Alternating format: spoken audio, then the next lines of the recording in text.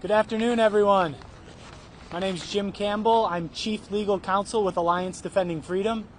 It was my honor today to represent Kaylee Childs before the United States Supreme Court.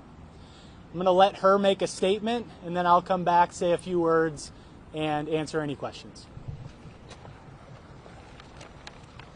Hi, my name is Kaylee Childs, and I'm a licensed counselor in Colorado.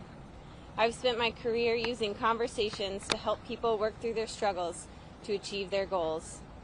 I've worked with clients dealing with trauma, addictions, and struggle with their gender and sexuality. I view my work as an outpouring of my faith. I want what is best for my clients, and often they seek me out because we have a shared faith.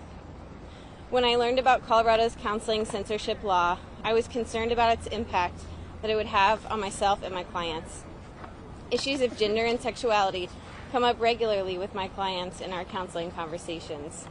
And Colorado's law would hover over every conversation I have with my minor clients, threatening me with a $5,000 fine, suspension from practice, and losing my counseling license. And while I certainly am worried about my livelihood, Colorado's law hurts kids struggling with gender dysphoria most of all. If counselors wish to engage clients on these issues, the law limits them to one option of encouraging kids to reject their body. That is a tragedy. Struggling kids benefit from access to voluntary counseling conversations that help them as they seek wholeness and gaining peace with their bodies. They deserve better than Colorado's one-size-fits-all approach. Today, my legal team at Alliance Defending Freedom told the Supreme Court that Colorado's law harms kids and censors speech. I'm hopeful that the court will see this clearly and protect free speech for me, for my clients, and for kids everywhere. Thank you.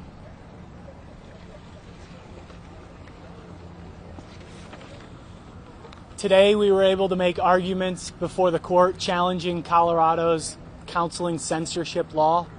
This law is blatantly viewpoint discriminatory. It allows counselors to help a child pursue the path of gender transition, but if a child instead wants to consider getting comfortable with their body and realigning their identity with their sex, this law says they can't talk to a licensed counselor in the state of Colorado. That's unfortunate because it's harming kids every day. There are kids struggling with issues of gender dysphoria, and this law tells them that if they're seeking help in one direction, that licensed mental health professionals and counselors are not available to them. As we made our arguments to the court today, the court seemed very receptive to the points we were making. The court acknowledged that Colorado is trying to censor private conversations between licensed professionals and their clients. Specifically, that would be in violation of what this court said just a handful of years ago in the NIFLA versus Becerra case, where the court recognized the harms of censoring private conversations between counselors, doctors, and their clients. The court gave many indications that it was bothered by the law. It seemed to me that the court views this, at least many members of the court views this as a viewpoint-based law. And under the First Amendment, Colorado is not allowed to censor viewpoints based on which side of the aisle they fall on. With that, I'll take questions.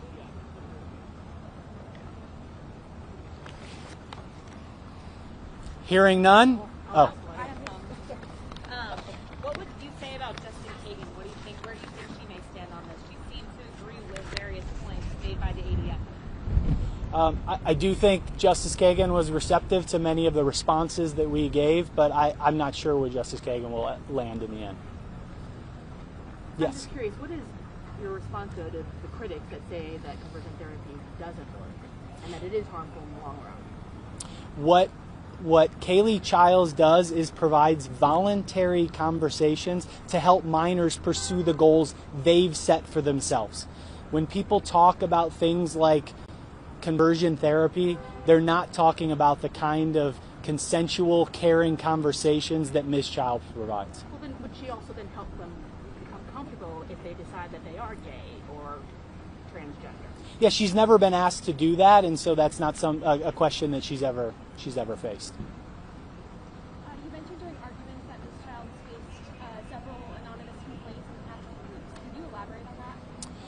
Yes, over the course of the last few weeks, there have been numerous anonymous complaints alleging that Kaylee Childs has violated the very law that we're challenging here.